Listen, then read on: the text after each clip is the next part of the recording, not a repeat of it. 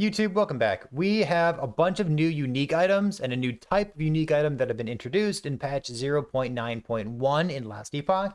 It has been a solid 24 hours of us messing around and talking about all the new uniques, and I've got some opinions that I can share with you here. If you have not seen the new unique items that have been introduced in the latest patch, let's talk about how to get there first, because there are people who don't know about this.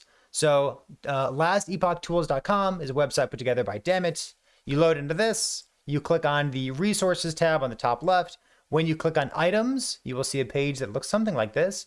And through all of the patches here, you'll see these numbers in the columns. These numbers represent items that have been introduced and affixes that have been introduced during that time. So just real quick to go over the affixes, we'll click on this, pointing out that there is a new affix in the game. This is a prefix modifier for bows.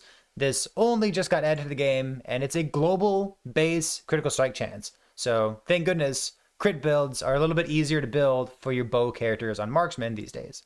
But before we get too far ahead of ourselves, let's go over to unique items, and we'll talk about all the new uniques that have been introduced in this patch. First things first, let's talk about the new type of unique. I'm going to scroll down until we find an example of one. So I think first let's talk about this glove here before we talk about that body armor. So there's a new type of item in the game. It is called a Weaver's Will item. It's a unique, which means you can Rune of Ascendance it. Real quick, if you're watching this video immediately, you should know that there's currently a bug with Rune of Ascendance. It might not spawn your Weaver's Will item with Weaver's Will. Wait until later if you're trying to get one of these with a Rune of Ascendance. So what is Weaver's Will? Normally, you get a LP item. You can find a unique item on the ground, like a Bastion of Honor, and your Bastion of Honor can have LP. So then you take it to the Temporal Sanctum, you kill Julra, and then you put it in the Legendary Oven, and then it comes out with one of the 4 modifiers on your Exalted Shield. You put in there with it. That is the Legendary system in Last Epoch. Weaver's Will items are a different way, a distinct way of getting your legendary items. So these are items that level up along with you. To me, somebody who's played a lot of Path of Exile in the past, they kind of feel like incubators in a way. You put these items on, and then they unveil modifiers as you kill monsters, as you level up. So every single Weaver's Will item that you find, it has the same pool of modifiers as a normal item does, but they will always drop with between 5 and 28 Weaver's Will on them. And that number represents how many affixes or how many tiers of affixes can be added to this item. So if you have a Swaddling of the Erased with 5 Weaver's Will on it, the first time that it upgrades, it'll consume one of those will and it'll add strength. And then the next time it upgrades, it might kick the strength up to tier 2, or it might add a second affix. And the next one might do the same, the next one do the same, and the next one do the same. So your 5 Weaver's Will item might end up with a tier 5 affix. Or it could end up with a tier 2 affix and a tier 1 and a tier 1 and a tier 1. Before we go over the rest of these items, we should say that we have some extra mathematics for you. We know that when one of these Weaver's Will items is going to upgrade, it will have a 75% chance of raising the tier of one of the modifiers that's already on the item, and a 25% chance of getting a new affix altogether. So 75% chance that something upgrades, 25% chance that a new affix appears altogether. What that means for you is that the very first affix that appears on your Weaver's Will item is pretty important to you. If it's a really good modifier, you're very happy because it's quite likely that it's going to end up being tier 5 or maybe even tier 6 or tier 7. If the very first modifier that shows up on your Weaver's Will item is bad, you're feeling pretty bad because it's probably going to get extra tiers to it. So the numbers for that, some quick napkin math, you could say that your modifier has a 25% chance of being exalted. So for example, if you have a 5 Weaver's Will item, it's about a 25% chance that your modifier ends up being a... Oh, sorry, I guess you'd have to have 6. If you have a 6 Weaver's Will item, it's about a 25% chance that it's going to end up being a tier 6 item. And then regardless of how much Weaver's Will it has, it'll be about a 1 in 6 chance that it ends up being a tier 7 modifier. So those are the kinds of numbers I'm thinking about when I see the very first mod that shows up on my unique Weaver's Will pair of gloves. So now that we've talked about what Weaver's Will is, how it kind of works, you can read the patch notes if you want a different explanation, but that's my understanding of how it works. And then the 75-25% chance that we just talked about. Let's talk about the items themselves. So we're going to scroll back up and do them in order. So we will move on to a normal unique item, not a Weaver's Will unique item. So this is the normal one. This is a mage chess piece. It says, when you directly cast Elemental Nova 6 times without a 2-second gap, the 6th cast gains increased area and a ton of flat spell damage. So we could talk a lot about this. You could play Tri-Elemental. There's some neat stuff that you could do there. But the most important thing for me to say in terms of commentary is this item does not currently fit in the current way that people play Elemental Nova. So Elemental Nova is an old skill. It was a hyper popular skill. It is still a very, very strong skill, a very strong build, and this does not fit in that. So is there a reason to take one of the best builds and then just play it in a different way in order to enable this thing every 6th time and build a bunch of cast speed for it? In terms of like competitive try-hard builds, I don't think that this is going to be a real chess piece, but in terms of fun, it looks like a fun chess piece. So this is something that I would have fun building around, but maybe I'm not expecting that it's going to be like the new best build in the game. So cool item, but I'm not sure about it. I like that it has a bunch of mana though. It might go along with like a Fractured Crown build, but if you're using a Fractured Crown, then you're not using an Ashen Crown, so you can figure out which kind of crown you want for a build along these lines. The next up is Swaddling of the Erased. This is the first of the Weaver's Will items that I stumbled my way through explaining to you. So this one has some nice generic text on it. It says more melee damage to high health enemies, more spell damage to low health enemies, increased generic attack and cast speed, which would work for throwing skills as well, and then plus to all attributes. So this is a pretty sweet item. I think it's pretty generically strong. I like it a lot. Requires level 15, so hopefully you're going to find it in the campaign if you're luckier than me, because I haven't found one of these yet. But this one really depends on what are the other modifiers that you're going to get on this item. If you get tier 5 hybrid health, it's a pretty generically strong item and you might use it all over the place. The one thing to keep in mind for all of these items is even though it has like some nice generic text and you can get some nice generic modifiers on them depending on how lucky you are, the implicits are something that you can't quite change. So the implicit of these gloves, it's a low level glove. You're supposed to find it during the campaign. It is not on a competitive base. It doesn't give you endurance. It doesn't give you void res. It doesn't give you cast speed. It's just 5 to 10 mana, and that's about it. If you get a good one, this might end up being something that you use in endgame build. If you want to use this along with a manifest armor build that gets extra stats off your gloves, an increased effect of a more multiplier, that's kind of interesting. But for like endgame builds, it just kind of depends on what you're going to get on it. Let's go to the next one. This is Advent of the Erased. There's some nice generic stuff going on here. Some movement speed. It's kind of on a low level base. Got some movement speed here too. You can get even more movement speed, which would be ideal. Things like hybrid health, vitality, or what I would be looking for. Chance to gain haste, less damage over time taken while you have haste. All generically good stuff. If you wanna, if you want to go deep and you want to try to make this as cool as possible, what you might do with Advent of the Erased is try to make use of this last line of text. There's lots of items in the game and skills and masteries that allow you to gain haste on hit. If you have a whole bunch of things that give you a haste on hit, this last line of text has no cooldown to it. So when you gain haste or refresh its duration, you gain up to 35 ward. You could use this as a way of generating ward for a character. I would love to see this in action to see how much ward you can get by just stacking various things in your build that happen to give you haste. The other part of this is that your minions gain frenzy and haste for 3 seconds, and that's pretty relevant. Giving frenzy to your minions is a great thing, especially if you don't otherwise have access to it. So I like this a lot. This item here, if you are not listening to the podcast, I recommend it to you. The Epoch podcast is up on YouTube right now. Exclamation point podcast, by the way. We talked about this item. This item's insane. This is an apogee of Frozen Light. It's important to realize that this is a one-handed sword. Holy shit, not a two-handed sword. There's a lot going on here. It goes up to 76 melee cold damage. It is a tremendous amount of flat. It also has +3 to cold and necrotic minion skills.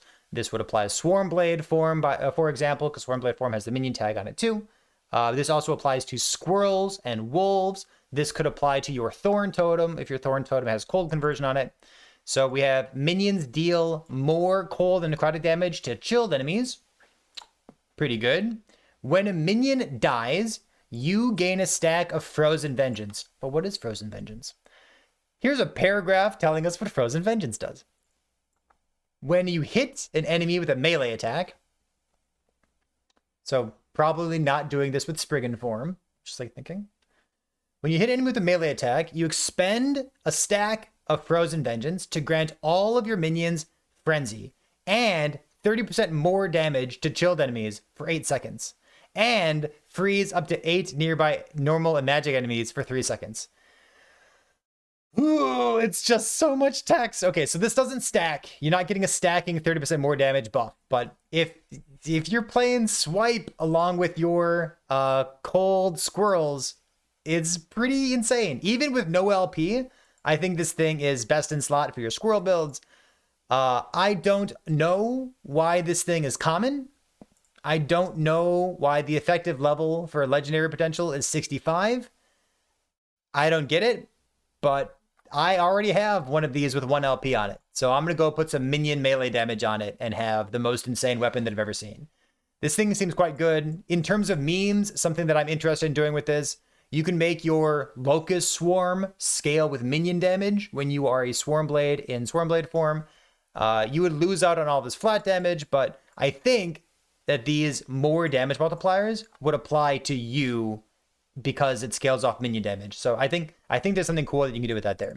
One more note, when a minion dies, if you're having trouble activating this, remember you can always slap on a pair of Eterra's Path, the pair of boots that summons vines behind you, and that'd be a great way of having just vines spawn and then they die. So there's a great way of activating that line of text. Let's keep going. Branch of Hollows is next. This is not a Weaver's Will item. This is a normal unique item. It is rare, which means it's rarer than this thing. It has a LP level of 74 instead of 65. So apparently it's better or something. So a couple notes. It has low adaptive damage, but it has up to 90 spell damage down here. So up to 99 at the very tops, which makes it a competitive base type in terms of flat damage.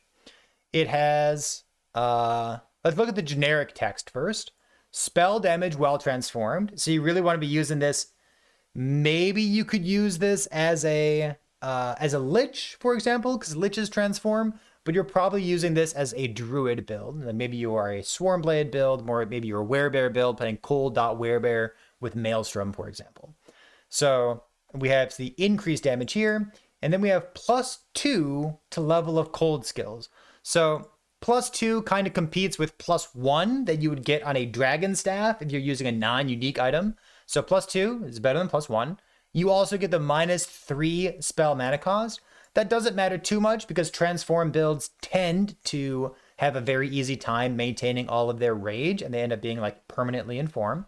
So this is not too much of a differentiator. The increased spell damage, it's not elemental damage over time, if in case you're playing a cold dot build or like, damage over time stuff. So I think the other interesting bits here are we have ward retention when you transform, if you're playing a multi-form build. Gaining ward when you transform. Again, this is only relevant if you're playing a multi-form build, which my builds end up not being. But then we also have Stack of Maelstrom grants you 3 to 4 ward per second. So ward per second is not oftentimes one of the best ways of getting ward. Getting big chunks of ward, like Lost Knowledge, Twisted Heart, things like that, end up being a great way of, keeping up a big ward total. But ward per second is oftentimes not what you're really looking for. So I think this is more flavor text. But, 20 stacks here, get 80 ward per second. Maybe this augments some of your ward generation. Maybe you use this along with Vessel of Strife, for example, to get some health regen. So that could be a thing. But I think realistically, you're just using this along with some kind of cold skill. Maybe using this like Entangling Roots, maybe with Maelstrom.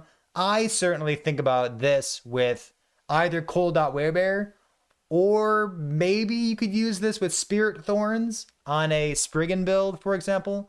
But yeah, that's what comes to mind for my my analysis of this item here. Let's keep going. We got another one here. This is a normal unique item, not a Weaver's Will item. I would like to get this because I think it's very fun, and I'm actually playing a marksman build right now. So a couple things to note about this Gathering Fury thing. This has up to 72 bow lightning damage, which is fairly competitive in terms of bow characters. I actually have a bow pulled up over here, don't I? So these basic bows here, your Obsidian bow has 45, and Osprey's bow has 30 with like 26 fire damage on it. You might be using a Dreadthorn build or a Dreadthorn bow, which has 48 on the implicit, and then your prefixes have, let's go take a look at these prefixes real quick, have up to about 20, so 19 here for the bow physical damage. So you're looking at, let's see, 19. Let's go Dreadthorn bow just because it's so strong. So 48, 60, about like 68, 60, 67, about 67 flat damage with a tier 5 modifier. So comparing that to what we have here, we have up to 72. So we have a lot of flat damage. This is like implicit plus a tier 6 modifier, for example. The rest of this has an extra proc. When you use a bow ability, you have a chance to repeat it, which is quite cool. And then when you use a bow ability and hit enemy, you gain attack speed for 3 seconds, stacking up to 10 times. This is kind of like the marksman passive itself. I don't know exactly what to do with this, because if you're attacking too fast, you're going to run into an issue where, like, what are you going to do for mana regeneration or your minus mana cost? I would like to try this with detonating arrow. I would like to try this with multi-shot. I'm a little bit concerned about being able to build enough mana regeneration to attack as fast as I want to attack, but this is a sweet item. I'm pretty sure this is also a supporter unique, so shout out to whoever it is who made this one. But low legendary potential, it's a common item, and you'd really like to get this with one of those new prefixes, the hybrid modifier with attack speed, base critical strike chance. Next up, this is a Weaver's Will item. We have Cradle of the Erased. So this one is, it suffers from not a Bastion of Honor syndrome. So if Bastion of Honor didn't exist, I would say this is a pretty cool shield. Because Bastion of Honor exists, all right, so it stacks up to 4 times, says gain a stack of Aegis each second, lose a stack of Aegis on block. So if you're at 4 stacks, we have 60 block chance from this, and then 60, 70, 76. 76 block chance on a shield is quite good. If you're playing a build that is not getting hit all the time, maybe you have dodge, maybe you have a bunch of AoE damage, so you're oftentimes killing things that are immediately around you. Maybe you're playing Enra's technique hammer throw or smite hammered in, with a bunch of damage all around you. If enemies aren't always hitting you, then this is a nice thing to have. I kind of like it. The block effectiveness per 1 total uncapped resistance. Technically, you can use this to get 9 crit multi on a shield throw character, which is probably not something that you care about, but boy, did I do the math for you. So we're not going to use this in terms of scaling any kind of weird damage type, but having some block effect is nice. So this is it's a lot of block effect, truly.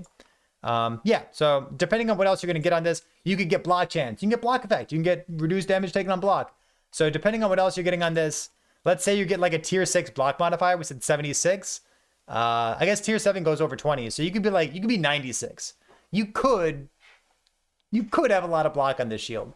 So if you hit block chance, if you get to like tier 6 or tier 7, you're pretty happy about that, but it's not Bastion of Honor, and I hate Bastion of Honor. So let's keep going. We have a whole bunch of items down here. We have one outlier. So we'll talk about the 5 items that are all kind of a set together, and then we'll talk about the outlier afterward. So there's 1 relic with Weaver's Will for every class in the game. So all of them have +1 to skills on them. So you immediately start to think about, like, it's kind of like an Omnis, for example, where it gives you +1 to all of your skills. So all of these as a baseline are pretty good. Think about the base types. They're not all on excellent bases. Some of them are on kind of middling bases. For example, on an Acolyte, you might want to be using a damage base or like a poison resistance base. You might also want to be using a different unique item altogether. So things like Twisted Heart, things like Grimoire, things like a Valdir's Chalice. There are a lot of very strong relics in the game. And if you're using one of these, then there's an opportunity cost. So base types, keep that in mind. And opportunity cost of different unique items, keep that in mind as well. So all of these have +1. The Acolyte one here has a weird line of text. It It says when a nearby enemy or ally dies, you gain ward equal to a percentage of its maximum health with a 2-second cooldown. I don't know how much health monsters have in this game, but if you're doing some corruption and you're stacking health modifiers, this is kind of a lot of ward, I think. I haven't seen it in practice. I suspect that as an end game item, you'd rather be using a Vessel of Strife and then stacking up health regeneration on your gear. I think that's a better way to get your ward up, especially against boss fights, because this is not going to help you against the boss, of course. But it's a cool item, so I would love to see this in practice. I don't really have too many opinions on it. Kind of matters what other modifiers you're going to get on it, especially if there's things on your relic that you want in terms of plus levels. So I would love to see this thing pop off. I'm just kind of waiting to get one and play with it. Next up is the relic type for Sentinel. This is percentage of armor mitigation also applies to damage over time. Damage over time is scary in terms of your effective HP. It is the hardest thing to mitigate in the game because normally your armor doesn't apply to it, and block and dodge and glancing blows, none of those apply to it. So it's very hard to mitigate damage over time unless you explicitly have something like this that mitigates damage over time. I don't think this is something that's gonna break the game. So damage over time, you can just leech through it. You can panic and potion. You can just simply not stand in the damage over time in the case of a pool of poison on the ground. But sometimes you're doing 500 waves in the arena and damage over time really hurts. So there might be a home for this somewhere. Again, it just kind of depends what other modifiers you're getting on it. Next up is the Primalist. Primalist has a aspect of the spider thing. So we have less damage over time taken from slowed enemies. Cool. And then chance on hit to grant one of your minions aspect of the spider with a 2-second cooldown. Aspect of the spider lasts for 8 seconds. It grants 15% more damage against slowed enemies and a chance to slow on hit. So this would be an excellent thing to include in some kind of solo companion build. Outside of that, I think it's just another pretty generic item, depending on the other modifiers you get on it. Next up is a huge flavor win. It is a strange item, and I like it. You said totems. Chance on hit to grant one of your minions aspect of the spider. So it's only one of the totems aspect of the spider. Damage against slowed enemies. You could use this on a storm totem. Let's see. You could use this on a storm totem character to grant your one storm totem more damage, I guess. Yeah, you're excited about that, Twitch chat? Cool. Sure, go for it. Make it happen. You might want to use a Storm Carved Testament instead. But I hear you. I hear you. Let's go to this one. So this one is themed around like having a D6. You're playing some D&D and you try to roll a 6. So it is a 1 in 6 chance to take 25 to 15% less damage per active shadow. So the per active shadow, it has strange wording here. The number of shadows multiplies the damage reduction. It does not multiply the chance for this thing to happen. This is a weird, cool, very flavorful top-down design about how to get some extra text on this item. I mean, I'm not in love with it, but, you know, it's very cool. I like it a lot. In terms of using it, I would probably never use this, but I like that it exists. I think it's pretty neat. It wants you to have shadows and then also not consume shadows, but consuming shadows is kind of what most of your, Blade Dancer builds do. And even some of your, Marksman builds, for example. But it's cool. I like it. The last one here, I think, is the most exciting one. Knowledge of an Erased Mage. This is the Mage one. We have damage dealt to mana before health, which is sweet. And we also have Endurance applies to additional health per missing mana. So what you could do, for example, you could have a big mana pool and then drain that big mana pool so that you're hovering around like 10% of your remaining mana. And then your Endurance applies to all of your health. So it's kind of like using those, the boots. You're really going to make me look them up. It's kind of like using the boots that give you a whole bunch of endurance. You know the ones. I call them footies. Foot of the mountain. There we go. It's kind of like using the dodge rate and converting to endurance threshold while you have at least one stack. Blah, blah, blah, blah, blah. So it's kind of like using that, but you can have it all the time, including while you're moving. So I think this is a pretty interesting item, even if you're not doing a Fractured Crown build, even if you're not really building around damage, delta mana before health. I think it's a very cool layer of defense, and I like seeing more stuff like this added in the game. Okay, so the last item here, we talked about the 5, 1 for each class with the Pillager's Gold. I spent a lot of time being excited about this item and trying to figure out exactly how good it is, and then I realized this line of text right here. So I don't think Pillager's Gold is a particularly good item. It has more damage to ignited enemies. Cool, I suppose. Generic, more damage. It has +1 throwing fire damage with burning daggers.